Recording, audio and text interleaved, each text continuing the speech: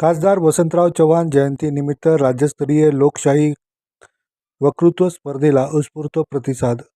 स्वातंत्र्य दिन तसेच दिवंगत खासदार वसंतराव चव्हाण यांच्या जयंतीनिमित्त जिल्हाधिकारी कार्यालयातील नियोजन भवन येथे काँग्रेस कमिटी उत्तर जिल्हाध्यक्ष डॉक्टर विठ्ठल पावडे यांनी आयोजित केलेल्या राज्यस्तरीय लोकशाही वक्तृत्व स्पर्धेला राज्यभरातून आलेला उत्स्फूर्त प्रतिसाद मिळाला आहे.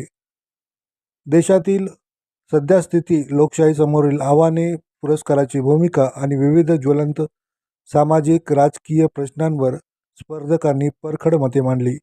कार्यक्रमाच्या अध्यक्षस्थानी खासदार रवींद्र चव्हाण, प्रमुख पाहुणे म्हणून ॲडव्होकेट सुरेंद्र घोडजकर, डॉक्टर श्रवण रॅपनवाड, डॉक्टर रेखाताई चव्हाण, अब्दुल गफार, आनंद चव्हाण, मुन्ना अब्बास, गणेश ढगे, बाबा गौड, सत्यपाल सावंत, सूरज शिंदे, अक्षय नळगे, श्रीनिवास मोरे, अंबादास रातोळे, जयसिका शिंदे आदींची उपस्थिती होती.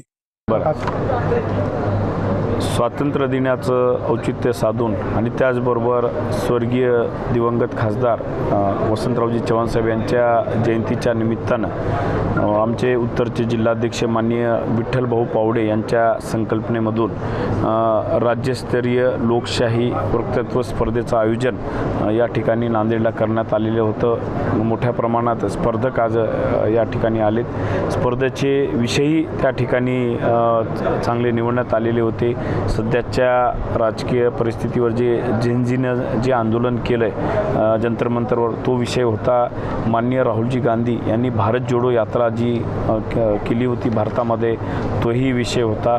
आणि महात्मा गांधी ते राहुल गांधी त्यांचा एक विषय होता.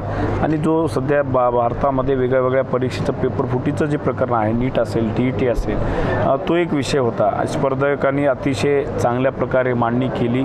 अतिशय चांगल्या प्रकारे दर्जेदार असं वक्तृत्व त्या ठिकाणी सादरीकरण केलं.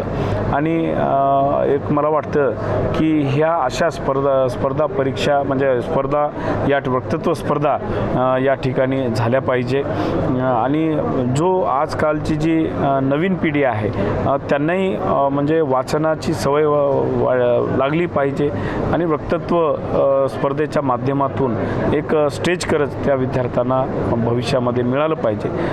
आणि आज या ठिकाणी जे पहिले स्पर्धक आहेत त्यांनी अतिशय चांगलं वक्तृत्व सादर केलेलं आहे. आणि सगळे स्पर्धकांना मी या परीक्षेमध्ये म्हणजे स्पर्धेमध्ये सहभागी झाल्याबद्दल मी त्यांचं त्या ठिकाणी अभिनंदन करतो आणि स्वागत करतो. निश्चितच जे स्पर्धक आले होते त्यांनी त्यांच्या वक्तव्यातून तर सांगितलेलंच आहे आणि त्यांना मार्गदर्शन करताना मी सांगितलं आहे की येणाऱ्या काळामध्ये देशाचं नेतृत्व आमचे नेते माननीय राहुलजी गांधीच करतील. हे येणाऱ्या काळामध्ये सिद्ध होईल.